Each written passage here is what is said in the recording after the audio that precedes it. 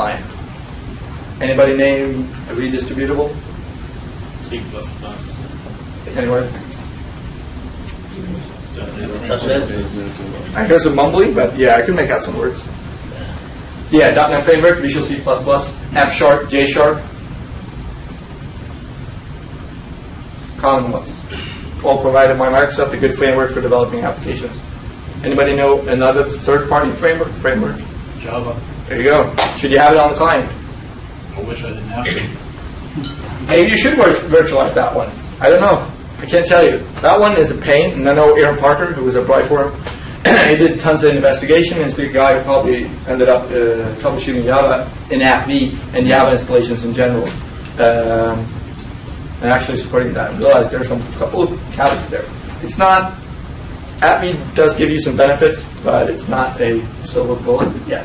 It's not perfect. But yeah, that's a framework. Usually people think about the IE plugin scenario where they have a website, they use Java. Usually some type of banking functionality used as a security measure. And thereby it goes down in the base image. So in most cases I deal with, it's in the base image, regardless of Synapse or desktop. You might have to need a certain version of Java. Yep. For some old applications, says I need 1.2, otherwise I don't run. Yep, that's usually the case. You got one specific app. That one needs that version, and it's not fun. It's not. AppV gives you options, but they're not fun either. So yeah. I have in my notes that you can't see. I mentioned one more. That's the FlexNet licensing. So FlexNet is a product of Flexera, I think. Please tell me. Isn't it IBM? No, FlexNet is a licensing engine. Yeah. Right. IBM uses. Oh, okay. So they do too. I know AutoCAD uses it to some extent. Adobe, most of all, used it. Well, PTC uses it. AutoCAD uses it. Okay, Autodesk yeah. uses it. So quite a few product uses it. It's kind of fun. So you can package the FlexNet licensing service in AppV. That's all great and fun. You can run the service in a virtual environment. But if you do think about the fact that you kickstart two applications depending on that service, you actually have two services running on your box. Suddenly you have two services doing the same thing, trying to access the same resources. And what happens then is that service crashes badly. So the licensing functionality of that application breaks. That's not good, right? Two services doing the same thing, breaks. Pick it out, place it on the box. You want one instance. You can run it one instance all the time in any way. But you always want to ensure that there's one instance. Thereby it goes as a good base image on the image and on the sequencer when you do the sequencing. What about standard Oracle client? I've pretty much always virtualized it. Either as part of a package, I got an app, this is the stack, or as a separate package, and then you use that one to hook into several other packages. I know one corporation, they specifically said that we have this amount of help desk calls due to the Oracle installation we have on the client. It's virtualized, it goes on the Synapse environment, and we do one sequence, and then we never touch it. But in the end, they ended up with 4 versions, basically, which is everything from 6 to 11 something. So yeah, people providing it on the desktop, they usually tend to want to remove it.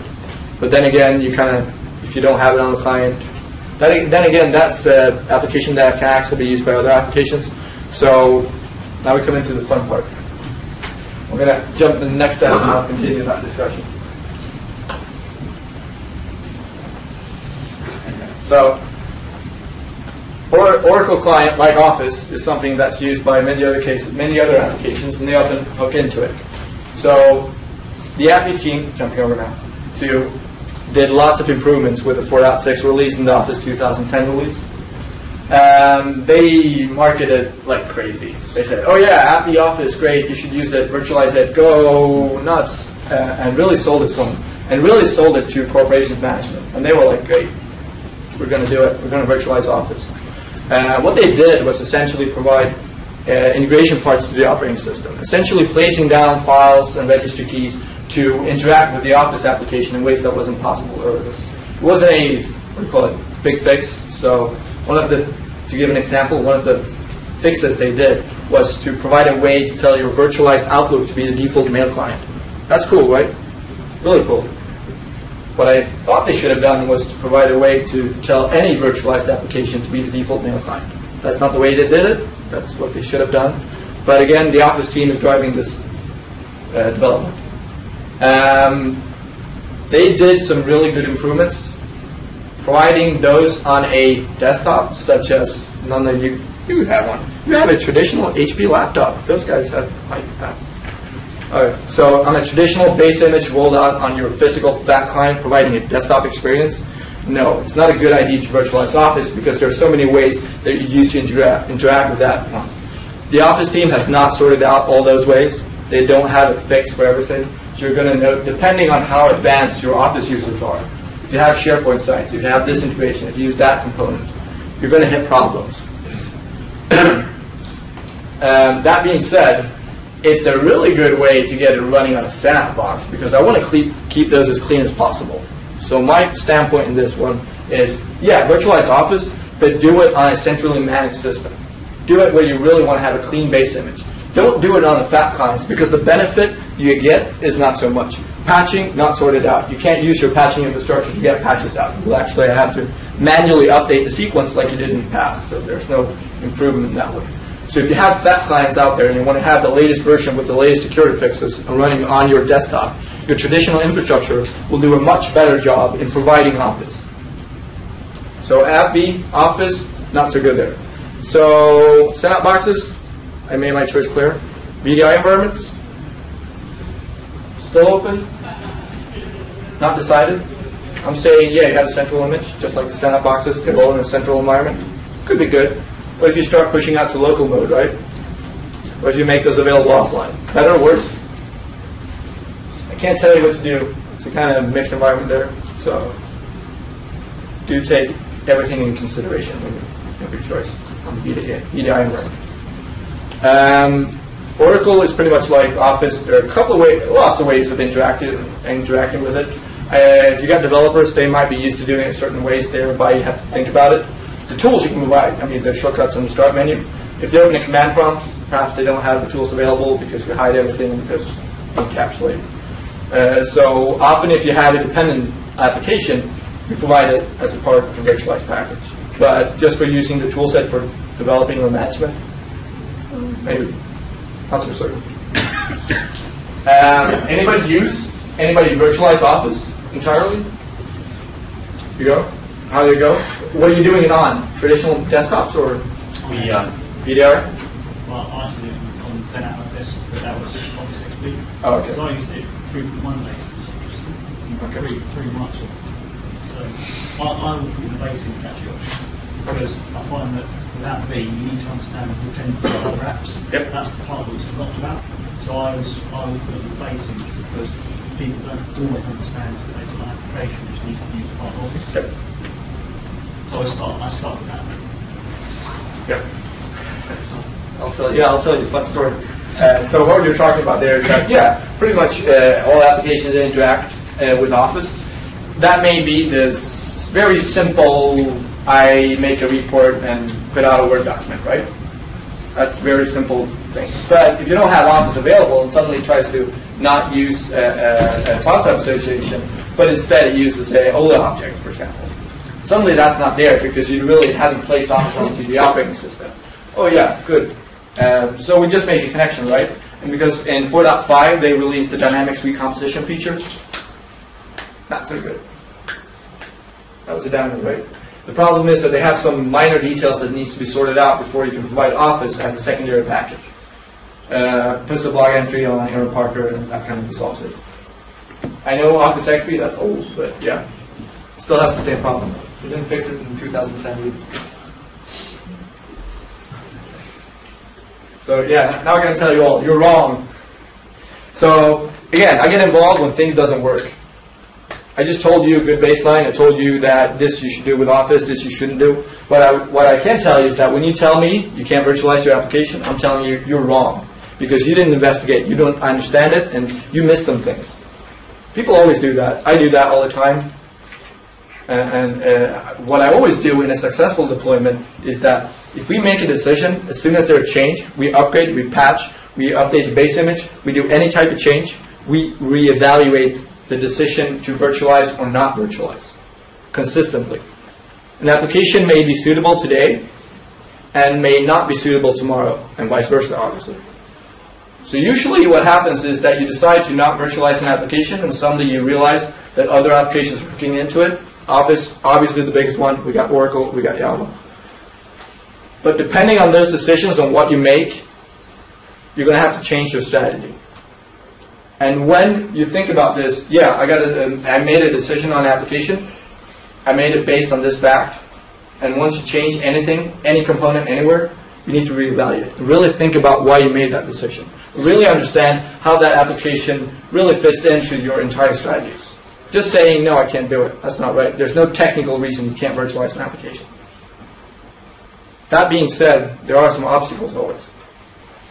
So the Adobe Acrobat Suite, perfect example, I'll show you. I don't have the PDF writer. If that's a functionality you need, I can't seriously recommend you of abstracting that one from the installation package. In case you do need support from Adobe, you're pretty much not so happy. So that's a bad thing from a management perspective. So we can't do it. We can probably sort it out. But putting that effort into it, ending up in that support statement, not so good.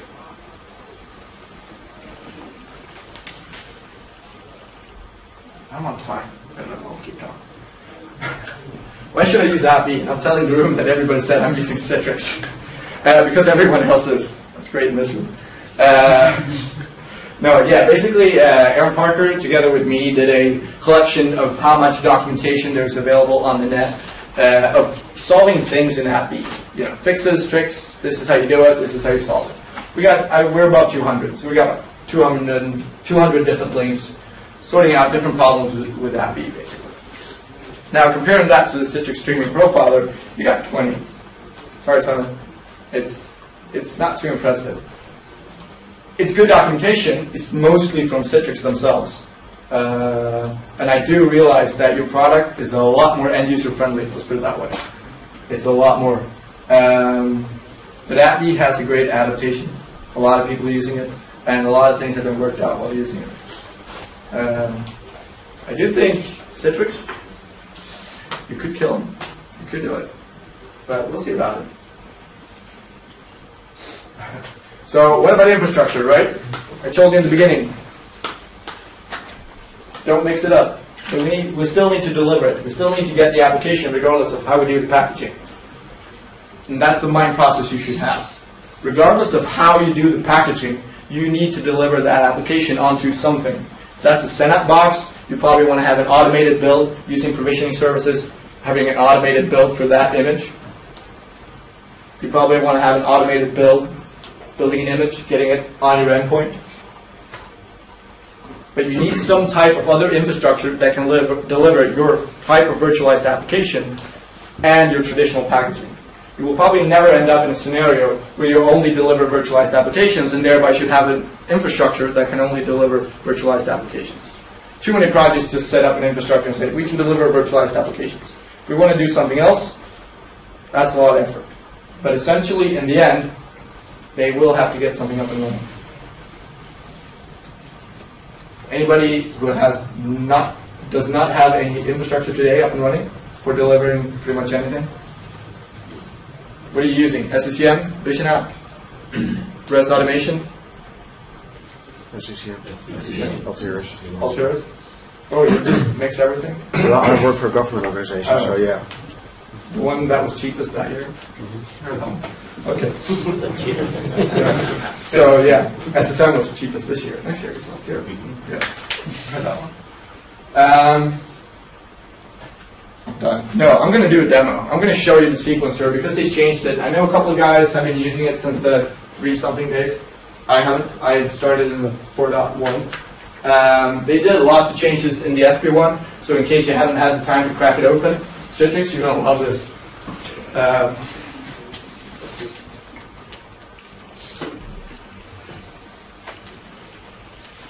There we go. Yeah, so one of the things they started doing in the new sequencer is basically providing templates. Templates is a way of pre-configuring things. I'm not going to use that one though. But you can save it as a file. You can double-click that file and all these settings.